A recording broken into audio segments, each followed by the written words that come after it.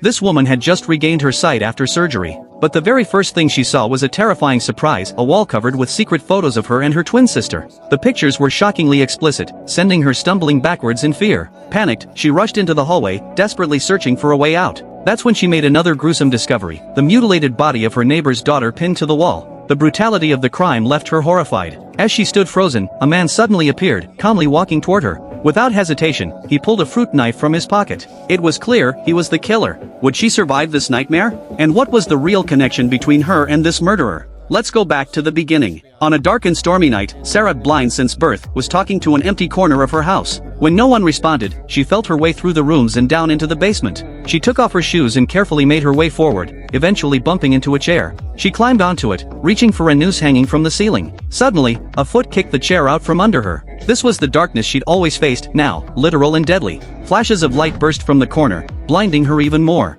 At that same moment, her twin sister Julia, an astronomer, suddenly felt a tightness in her chest and collapsed to the floor. She ripped off her scarf and the choking sensation eased, but she was still shaken. She and her sister had always shared a special bond. When one was in trouble, the other could feel it. Fearing the worst, Julia drove across town the next day to check on her sister. When she arrived and knocked, there was no answer. Desperate, she and a friend broke a window and climbed inside only to find the apartment empty, her sister nowhere to be found.